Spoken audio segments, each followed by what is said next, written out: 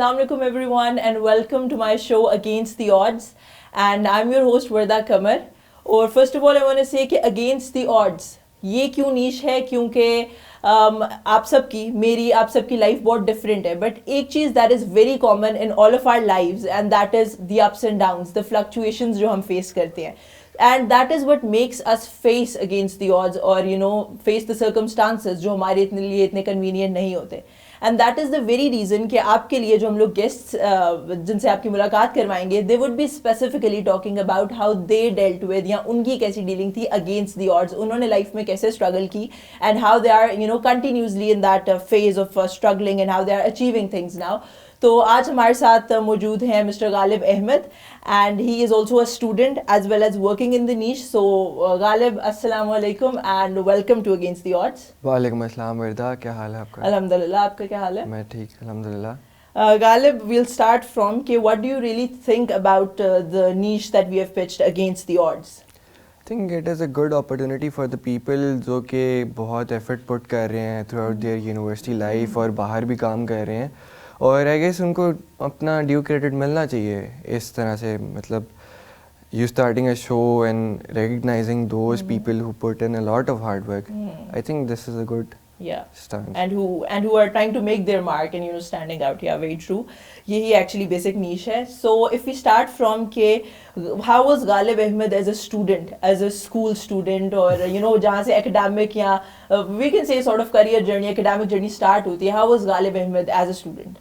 I was disastrous. I would like to say that I was disastrous. Interesting. Focus on the fact disastrous. Okay. I was not a good student at all. मैं कोई bright student नहीं था जिस तरह के मैं अब हूँ, पता नहीं कैसे. मुझे याद है कि हमारा मॉक एग्ज़ाम था मैथ्स का, O levels का. I did my O levels by the way. तो I got U. U हम कहते थे अंडर ग्रेड, मतलब वो ग्रेडेबल ही नहीं था ग्रेड ना. बट उसके बाद एक मुझे चीज़ याद है मेरे सर की, जो कि अभी तक वो मुझे क्लिक करती है. हमारी पीटीएम थी और तब मेरे सर ने मेरे बाबा को कहा था कि इसका पोटेंशियल स्काई रॉकेटिंग है, इसको अभी नहीं पता. अच्छा, यू ग्रेड पे भी उन्होंने कहा? यू ग्रेड पे कहा. मुझे नहीं समझ आ रही थी कि सर ये किस तरह दिलासा दे रहे हैं. मैंने कहा सर मेरा यू आया हुआ है पेपर के ऊपर, आप बहुत मजाक कर रहे हैं मेरे साथ. तो कहते नहीं, तुम देखोगे आगे जाकर. And this is not made up story, this is a true story. आगे जब मैं एफएससी में गया, तो जब गालिब अहमद स्टूडेंट था, will stick to the face, इस टाइम इतना ब्राइट स्टूडेंट कैसे नहीं था? ऐसे क्या, मतलब पढ़ने का दिल नहीं था या क्या था? पढ़ने का दिल आप कह लेंगे. I used to run away from particularly maths and physics and chemistry. तो उसके बाद कोई ऐसा फेज आया जिसमें कोई सेंस ऑफ अचीवमेंट फील हुई? एक तो आपने सर की ये पोटेंशियल वाली बात बताई, पर जब खुद से your self work makes you sometimes feel very proud of yourself, तो उस तरह का मोमेंट था? उससे पहले मैं एक चीज़ ऐड करना चाहूँगा. मैं इसीलिए अंडर परफॉर्म कर रहा था आई गेस क्योंकि पेयर प्रेशर बहुत था. क्योंकि यूजुअली जब हम स्टूडेंट्स होते हैं, हम बच्चे होते हैं, तो हम लोग देखते हैं कि हमारे दोस्त क्या कर रहे हैं, हम उनके चाहते हैं कि हम भी उनके साथ रहें, क्योंकि हम चाहते नहीं कि वो हमसे अलग हो जाएं. तो I used to be that child too. मैं चाहता था कि जो मेरे दोस्त कर रहे हैं मैं वही करूँ, मैं उनसे कभी अलग ना हूँ. तो आई गेस उस दौरान में मुझे पता ही नहीं चला कि मेरा अंदर का पोटेंशियल क्या है, मैं क्या करना क्या चाहता हूँ असल में. तो I didn't recognise that until I was apart from them. ये चीज़ हुई थी एफएससी के अंदर आकर. ठीक. सो आपको लगता है कि दैट पार्ट और that that's little space from the peer pressure वो ज़रूरी था टू अचीव समथिंग?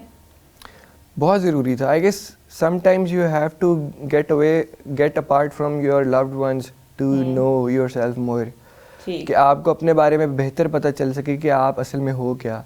तो आपको उन लोगों से दूर रहना चाहिए फॉर द टाइम बीइंग. ये बुरी चीज़ में लिया जा सकता है, but for the time being कि आप अपने आप को बेहतर जान सको कि आप असल में क्या हो. Done. So coming back to the question of वो सेंस ऑफ अचीवमेंट कब फील हुई, या हुई अभी तक के नहीं हुई, that is also a question. That is a good question. Sense of achievement मुझे पहली दफ़ा तब अचीव हुई थी जब एफएससी के अंदर मैंने 71 और 73 स्कोर किया था केमिस्ट्री फिजिक्स में. तब मुझे पता चला था मैं ये भी कर सकता हूँ. अच्छा, इतना स्कोर कर सकते? इतना स्कोर मैं कर सकता हूँ, क्योंकि हमेशा से एक स्टूडेंट होता था स्कूल में कि मैं देखता था यार इसके 90 आए हैं तो मेरे 70 के करीब आ रहे हैं, तो I am okay with it. मैं कभी वो सोचता ही नहीं था.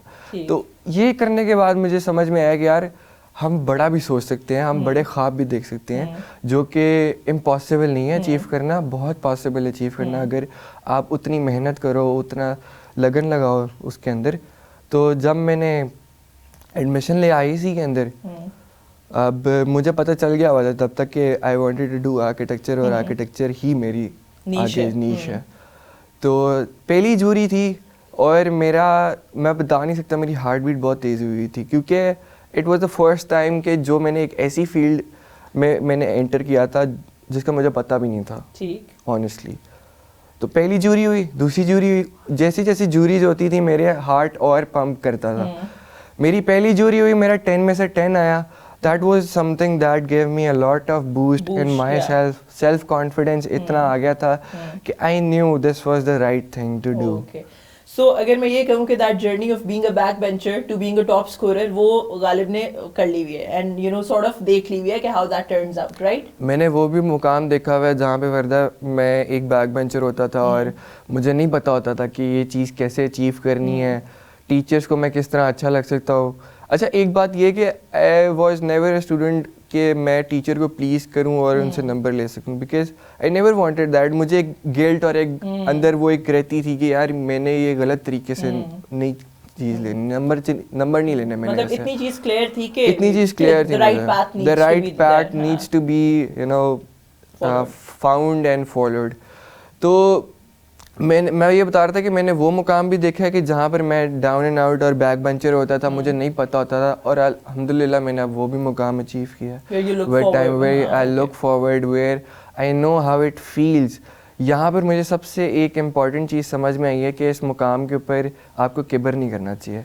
जितना आप किबर करते हो आपका ग्राफ जो है पैराबोलिकली नीचे जाता है। If you want your graph to be constant enough to make yourself grow बार बार, so you have to be humble.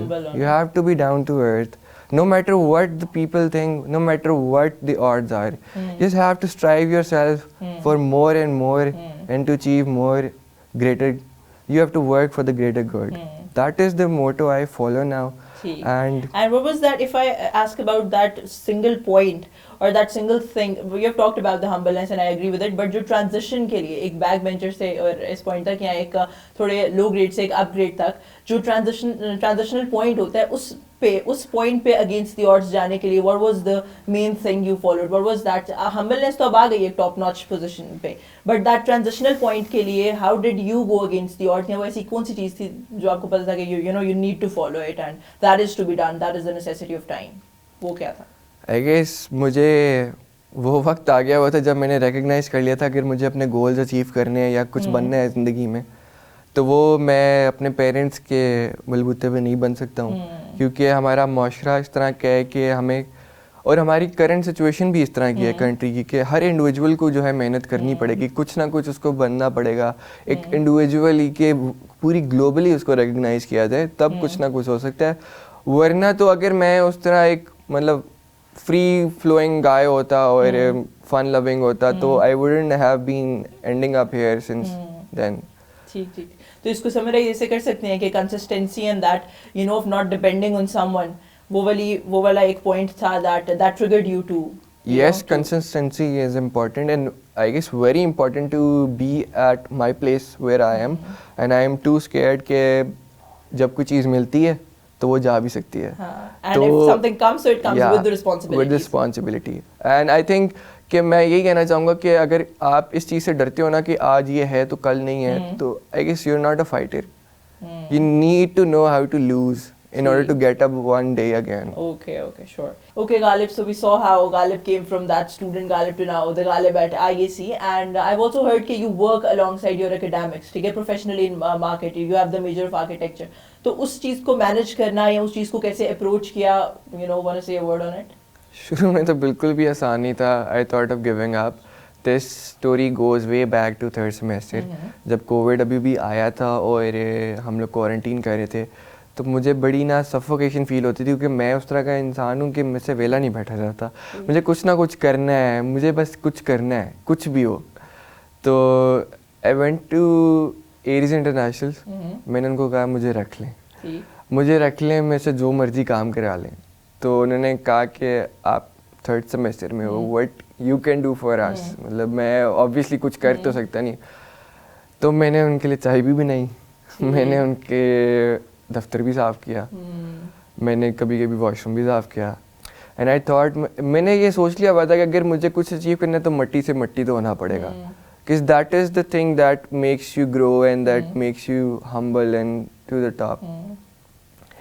तो फिर अल्हम्दुलिल्लाह उसके बाद when I went on to the further semesters, मैंने आई स्टार्टेड गेटिंग मतलब काम उस तरह के जो कि मैं कर सकता था। और फिर मुझे बैलेंस आउट इस तरह करना पड़ा कि वहाँ पे एक सोफ़ा है मेरे लिए, उधर मैं कुछ कपड़े रखता हूँ अपने यूनिवर्सिटी के, मेरे पास एक तकिया है वहाँ पे, वो मैं सोफ़े पे बिछाता हूँ और सो जाता हूँ।